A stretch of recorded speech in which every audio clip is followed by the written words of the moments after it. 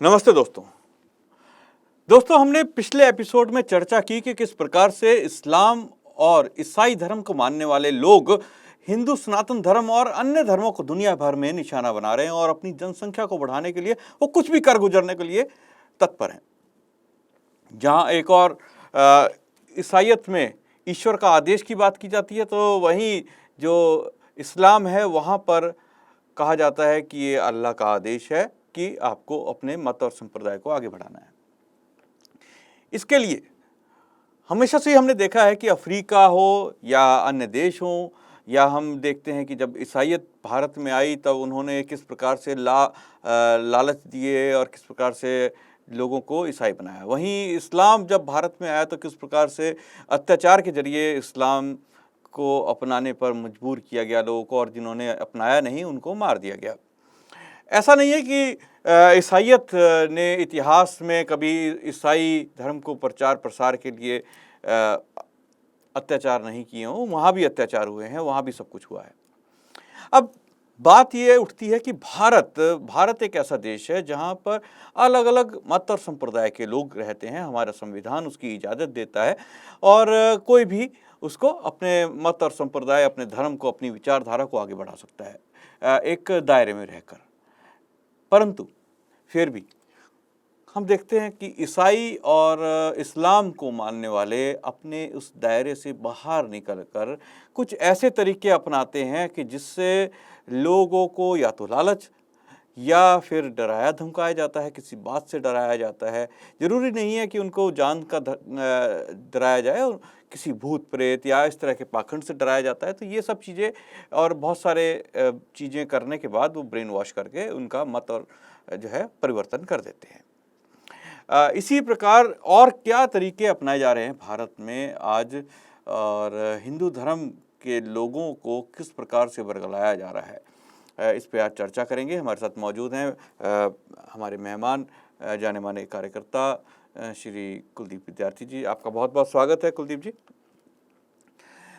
पिछले एपिसोड में हमने चर्चा की थी कि जिस प्रकार से आपने बताया कि हिंदू मान्यताओं को मानने वाले जो लोग हैं वो आज एक कच्चा माल बनते चले जा रहे हैं और बहुत ही जल्द उनको मत परिवर्तन उनका कर दिया जाता है अलग अलग कारणों से। अब मैं आपसे जानना चाहूँगा कि जो ये कच्चा माल की बात हम करते हैं, हिंदू धर्म की बात करते हैं, आखिर इन्हें बरगलाने का कार्य किस प्रकार से हो रहा है, ग्राउंड लेवल पे कैसे हो रहा है? क्या इनको अब पुराने तरीकों से ही जो है वो मूर्ख बनाया जा रहा है? क्योंकि अब हम देखते हैं कि एक वर्ग पढ़ा लिखा भी उनके साथ जुड़ता चला जा रहा है। तो ये क्या कारण, क्या उन्होंने अपना तरीका बदल लिया है? जी, जी, बहुत बढ़िया। नमस्ते अमित जी, बहुत बढ़िया, धन्यवाद आपका। बहुत बढ़िया आपने चर्चा को आगे बढ़ाया और ये प्रश्न आपने ये किया है कि क्या इसी पुराने चीज़ों पर वो लोग आगे बढ़ रहे हैं, उन्होंने नए अपडेशन अपने अंदर की, अपडेट वो लोग हो गए। तो मैं आपको बताना चाहूँगा कि पहले वो लोग, उनका जो निर्धन लोग थे, गरीब लोग थे या बीमार थे, हताश, निराश लोग थे, वो उनका टारगेट होते थे। लेकिन आजकल पढ़े-लिखे लोग भी उनका टारगेट है और उसको टारगेट को पूरा कैसे कर रहे हैं, ये ज़रा-सी बात मैं आपके बीच में चर्चा करके रखने का प्रयास करूँगा। एक तो ये है कि ये लोग जो है हमारे जो महापुरुष हैं, जिनसे इनको लगता है कि इन महापुरुषों के रास्ते पर चल करके सनातन धर्म की रक्षा हो सकती है, सनातन बच सकता है, ये उस रास्ते को काटने का काम कर रहे हैं। सबसे पहला तो ये है इनका, क्योंकि जैसे महर्षि दयानंद सरस्वती जी ने इनका बहुत बढ़िया से इलाज किया सत्यार्थ प्रकाश में, और इलाज क्या किया, जो बीमारी होती है जहाँ पर वहाँ पर तो उसको दवाई दी जाती है।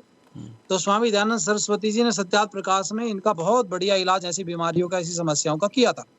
उसके अलावा मैं आपसे कहना चाहूँगा कि स्वामी दयानंद सरस्वती जी का प्रभाव बढ़ता देख करके आर्य समाज के विद्वानों से भय खा करके अब इन लोगों ने आर्य समाज को टारगेट करके और सनातन धर्म के सामने आर्य समाज को अलग बता करके और आर्य समाज को हिंदू विरोधी, सनातन विरोधी एक छवि बनाने का प्रयास ये लोग कर रहे हैं। और उसका कारण ये है कि पढ़े लिखे जो लोग हैं हमारे, जो सनातन धर्म को, सनातन धर्म से जो ऐसे लोग हैं जो रखते हैं कि भाई लगाव है उनको सनातन धर्म से, लेकिन सनातन धर्म की कुछ कुरीतियों पर वो टिप्पणी सदा करते चले आए। ऐसे बहुत लोग आपको मिल जाएंगे, वो कहेंगे और तो बात सब ठीक है पर ये नहीं करना चाहिए, और तो बात सब ठीक है पर ऐसा नहीं करना चाहिए, और तो बात सब ठीक है पर ये नहीं करना। ये जो लोग हैं बीच में बिचौलिए, जो सनातन धर्म में कुछ ऐसे पढ़े लिखे लोग बैठे हैं, इनको वो लोग डाइवर्ट कर लेते हैं और डाइवर्ट करने का सबसे बढ़िया तरीका ये, इनके सामने सॉफ्ट होने का प्रयास करते हैं। देखो हम, हमारे अंदर कोई समस्या नहीं, उनके पास आएंगे, बैठेंगे और उनसे कहेंगे देखो हम विश्वासी व्यक्ति हैं, हम पर विश्वास किया जा सकता है। कुछ काम ऐसे भी करके वो लोग दिखा देते हैं जिससे दूसरे व्यक्ति को विश्वास जम जाता है। तो ये करके उन लोगों को बरगलाते हैं। हमारे ही महापुरुषों को अब इन्होंने टीका टिप्पणी करनी शुरू कर दी एक तरफा। ये शास्त्रार्थ नहीं करेंगे। आप उनको बुलाइए शास्त्रार्थ करने के लिए, तो वो शास्त्रार्थ करने नहीं आएंगे। वो आप उनसे कहेंगे कि कुरान शरीफ पर शास्त्रार्थ कर लीजिए, वो कुरान पे भी शास्त्रार्थ नहीं करेंगे। उन्होंने क्या काम किया, सोशल मीडिया पर एक प्लेटफॉर्म तैयार करके और अपनी अपनी ढपली, अपना अपना राग अलापना शुरू कर दिया, अपनी मर्जी से अपनी बातें बोलनी शुरू कर दी। जी जी, बिल्कुल। इस तरह के बहुत सारे चैनल अभी सोशल मीडिया पे मौजूद हैं, जो केवल और केवल अपना ही राग अलापते हैं, ये बात आपने बिल्कुल सही कही। लेकिन हम देखते हैं कि इसमें जो लोग जुड़ते हैं, जो बातें की जाती हैं, जिनको कहा जाता है या तो आर्य समाज से जुड़े हुए लोग कह दिया जाता है या उनको किसी भी धर्म से कह दिया जाता है, उनकी जो जानकारी होती है वो काफ़ी कम होती है। तो आज की डेट में, आज जो हम देखते हैं आम हिंदू धर्म को मानने वाला व्यक्ति है, उसके पास जानकारी की बहुत कमी है। उसको बिल्कुल भी ज्ञान नहीं है, वो कहीं भी किसी भी चीज़ को भगवान मानने लगता है। हम सोशल मीडिया पे बहुत सारे ऐसे वीडियोस देखते हैं, कोई डस्टबिन को ही पूज रही हैं महिलाएं, कोई मोटरसाइकिल को पूज रहा है व्यक्ति। तो ये जो बात है कि हिंदू धर्म को मानने वाले लोग आखिर किसी भी चीज़ को इतनी जल्दी कैसे ईश्वर का रूप या ईश्वर का अवतार या ईश्वर मानने लगते हैं, इसके पीछे क्या कारण है? जबकि ईसाई और मुस्लिम जो भी होगा वो बहुत मतलब मानेगा ही नहीं, वो तो मानता ही नहीं है कि किसी भी चीज़ को, वो अपनी, उसके लिए अल्लाह और उसके लिए यीशु मसीह या बाइबल सर्वोपरि है। जबकि हिंदू धर्म को मानने वाले व्यक्ति के लिए कुछ भी चीज़ भगवान हो जाती है। इसके पीछे क्या कारण है, आप मानते हैं? बहुत बहुत बढ़िया प्रश्न आपका, मैं उत्तर दे रहा हूँ आपको, सटीक उत्तर दे रहा हूँ। ये जो हमारे वाले लोग जो है लचीले हैं, कहीं भी किसी में भी कन्वर्ट हो रहे हैं, कहीं भी डाइवर्ट होते जा रहे हैं, किसी की बात मान रहे हैं, उसके पीछे कारण है।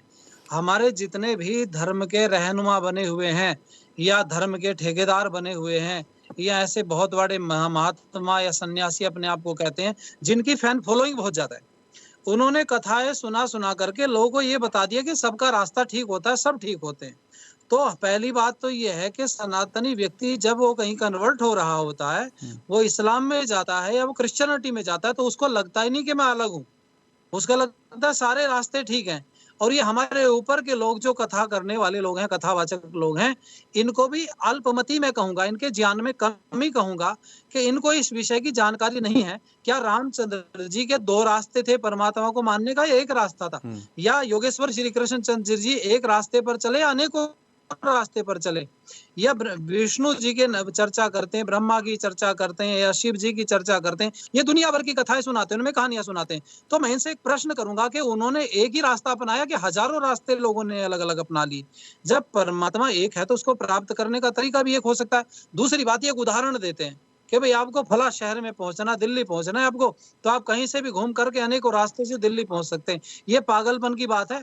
दिल्ली एक शहर है, एक जगह पर है। क्या परमात्मा भी एक जगह है जिसको प्राप्त करने के लिए आपको अनेकों रास्ते से जा सकते हो? परमात्मा तो सर्वत्र है। ये ध्यान रखना पड़ेगा कि दिल्ली से या किसी स्थान से परमात्मा की तुलना नहीं की जा सकती कि हम लोग कहें कि भाई वो दिल्ली जाने के अनेकों रास्ते हैं तो किसी भी रास्ते से दिल्ली पहुंच सकते हैं। दिल्ली अलग है, परमात्मा अलग है। परमात्मा पूरे संसार में है ना दोस्तों, पूरे संसार में उसका नियम एक है। जब पूरे संसार में नियम एक है, आप देखो सूर्य पूर्व की तरफ से उगता है, पृथ्वी गोल है, सूर्य का चक्कर लगा रही है, चंद्रमा पृथ्वी का चक्कर लगा रहा है। परमात्मा ने आज तक कोई नियम अपना नहीं बदला। उसका एक जगह पर एक ही नियम है, आग में हाथ डालोगे तो आग जलाएगी, आग छोड़ेगी नहीं कि आप धर्मात्मा हो तो आपको मैं छोड़ दूंगी। पानी में आपको तैरना नहीं आता तो आप डूबेंगे, चाहे कितने बड़े धर्मात्मा क्यों ना हो। परमात्मा का नियम पूरे संसार में एक है। जब परमात्मा का नियम एक जैसा है, सारे मनुष्यों के लिए एक जैसा एक है, तो परमात्मा को प्राप्त करने का तरीका भी तो एक होगा। वो एक तरीका ये जानते नहीं है। अल्प ज्ञान के कारण या किसी ऐसी दूसरी जो सुनी सुनाई कहानियों के कारण ये लोगों को मिसगाइड करते हैं। और उसी मिसगाइड होने का एक सबसे बड़ा नुकसान सनातन धर्म ये चल रहा है कि उसको क्रिश्चियन बनने के बाद भी उसको लगता नहीं कि मैं अलग आ रहा हूँ। वो तो यीशु बाबा कहने लगा, यीशु मसीह को, है ना, वहां पर चंगई सभा को सत्संग बोलने लगे हैं। तो बहुत सारे शब्दों को लेकर के वो हमारे पर प्रहार करते जा रहे हैं।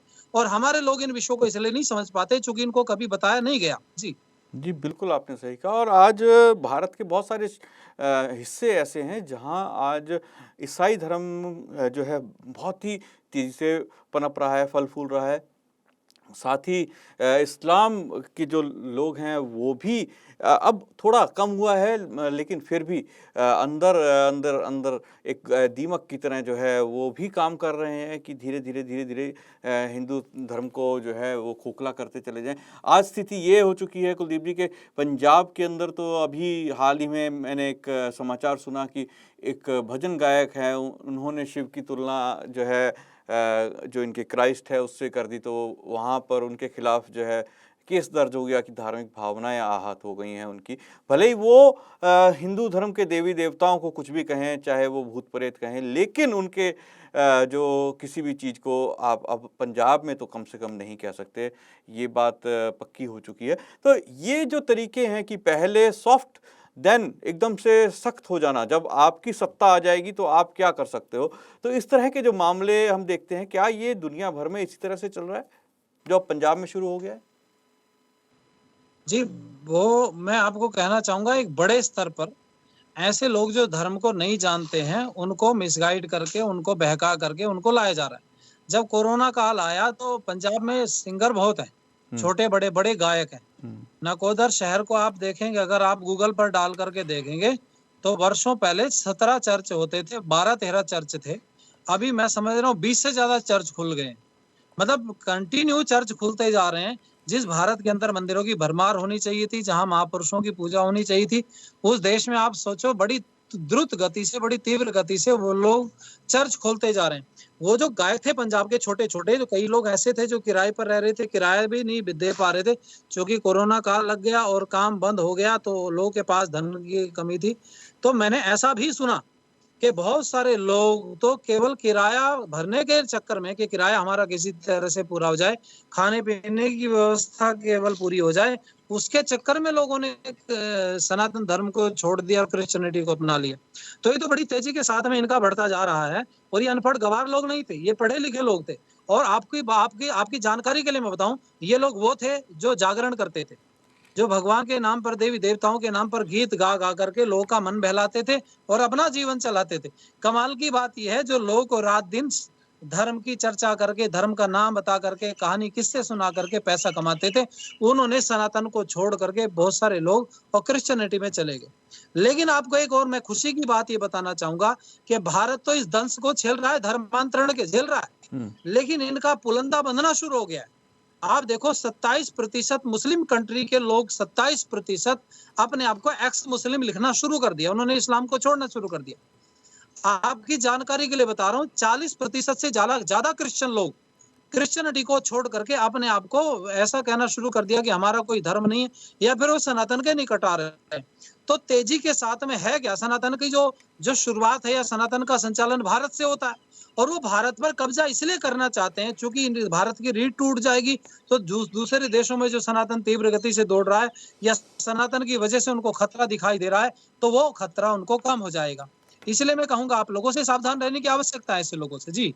जी, बिल्कुल आपने सही कहा क्योंकि ये जो कस्बा-ए-हिंद की एक बात करते हैं, जो उनकी कुरान के अंदर भी मौजूद है, जहाँ कहा गया है कस्बा-हिंद करने के लिए, तो हिंद यही वो देश है, वही इलाका है, वही क्षेत्र है, जिसको फ़तह करने की बात उनको आदेश दिया गया है। तो ये तो हम जिसे कह लीजिए एक मान के चलें कि हमारे इस देश, हमारे इस भारत के साथ जब उनकी पुस्तक में लिख दिया गया तो दुनिया भर के मुसलमान हमला तो करेंगे ही। किसी न किसी तरह से कोई वैचारिक हमला करेगा, कोई धार्मिक हमला करेगा तो कहीं कोई आतंकी हमला भी हो सकता है। तो कुलदीप जी आपसे जानना चाहेंगे, एक और सवाल मेरे मन में आता है, हम देखते हैं कि कुछ समय पहले हमारे देश में बहुत सारे ऐसे संगठन थे, संगठन कह सकते हैं या मठाधीश कह सकते हैं या बाबा थे, जिन्होंने अपनी लाखों में फ़ैन फ़ॉलोइंग बना ली। जैसे आसाराम बापू हो गए या फिर ये आपके जो डेरा सच्चा सौदा या इस तरह के जो बहुत सारे संगठन, वो मतांतरण नहीं कर रहे थे।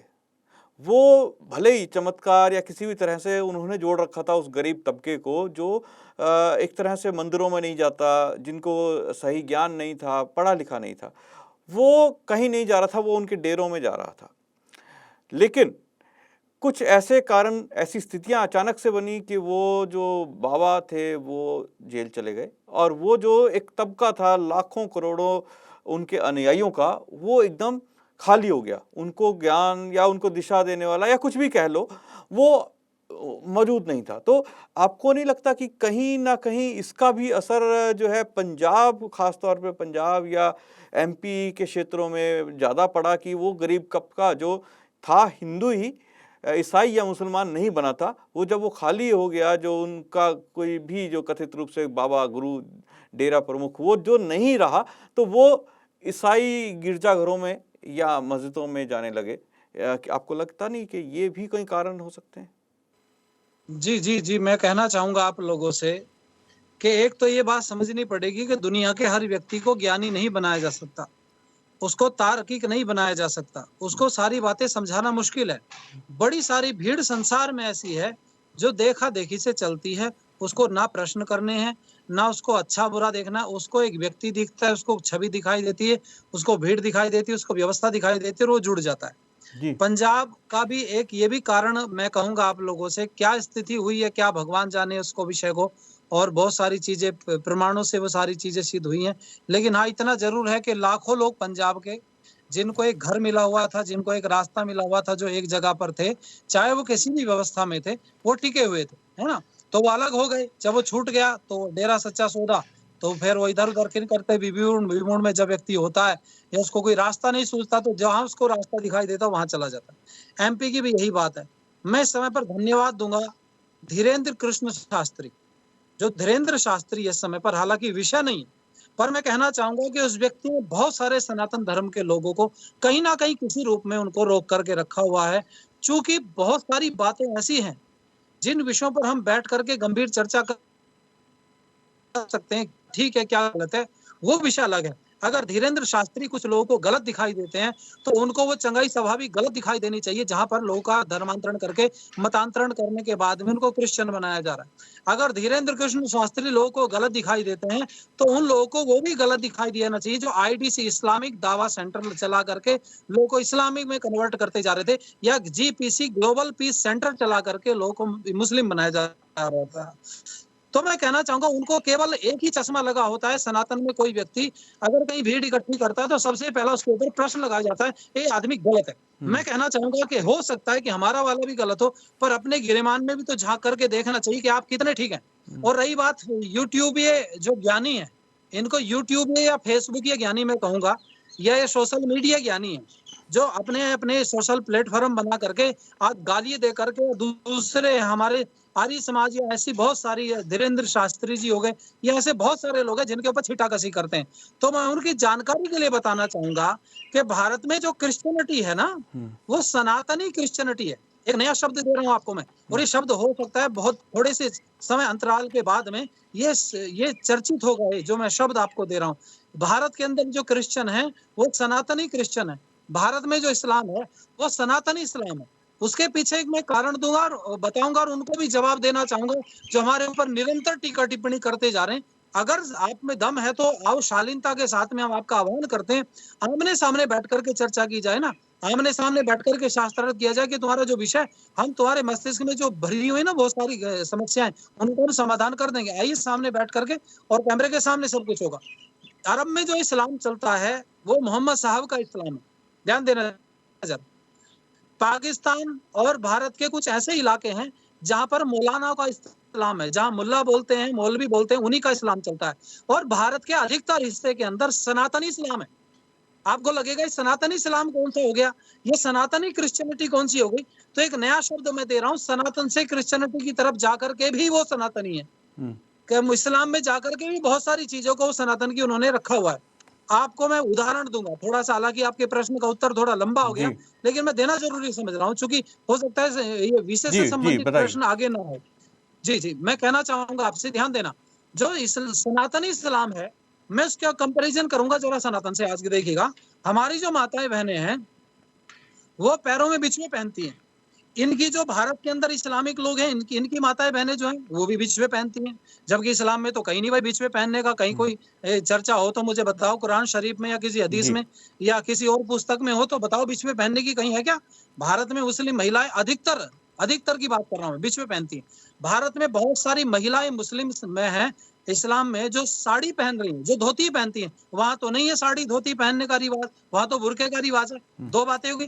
तीसरी बात सुनो ज़रा, हमारे यहाँ पर भारत में या खास करके ये जो इलाका दिल्ली, उत्तर प्रदेश, पंजाब, यहाँ एक भात देने की परंपरा है। जब बहन के घर पर बेटे या बेटी का विवाह होता है, तो भात दिया जाता है। इनके यहाँ पर भी इस पूरे क्षेत्र में भात दिया जाता है। हमारे यहाँ भी गीत गाए जाते हैं शुभ अवसर पर, इनके यहाँ भी गीत गाए जाते हैं। मुझे बताओ तो सही कौन-सी हदीस में, कौन-सी कुरान में या कौन-से ग्रंथ में लिखा हुआ है कि ऐसे गीत गाए जाने चाहिए, ऐसे बिछुए पहनने चाहिए? हमारे यहाँ पर रक्षाबंधन को हम बहन को कुछ उपहार देते हैं, इनके यहाँ पर ईदी दी जाती है। ईदी में भी तो ये उपहार देते हैं। तो भाई तुम्हारे इस्लाम में ये सारी चीज़ें कहाँ से आई?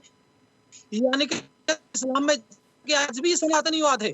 सनातन की बहुत सारी चीज़ों को अपना करके बैठे हो और मैं कहना चाहूँगा उनको छोड़ करके तुम्हारी निवृत्ति उनको नहीं छोड़ सकते आप लोग। क्यों? क्योंकि यही कारण सबसे बड़ा है, इन चीज़ों को आप छोड़ नहीं सकते हो और अरब जगत तुम्हें कभी भी इस्लामिक स्वीकार नहीं करता, वो आपको मुसलमान मानने को तैयार नहीं, वो आज भी आपको काफ़िर और बहुत सारे शब्दों का प्रयोग वो लोग करते हैं। जी। जी, आपने बिल्कुल सही कहा कि आज हम देखते हैं कि भारत और पाकिस्तान दोनों ही जगहों पर रहने वाले ईसाई और मुस्लिम्स दोनों ही बहुत सारी ऐसी चीज़ें, बहुत सारी ऐसी मान्यताओं को मानते हैं जो हिंदू धर्म के अंदर होती हैं। जिस प्रकार से हम देखते हैं कि आपने बताया कि किस प्रकार से विभिन्न त्योहारों के मौके पर हम जो हिंदू धर्म के अंदर होता है, जैसे तीज है, तीज में माता अपनी बेटी के घर पे कुछ सामान भेजती है। इसी प्रकार से मुसलमानों के अंदर भी जो है वो सामान जाता है अलग-अलग त्योहारों पर लड़कियों के घरों में।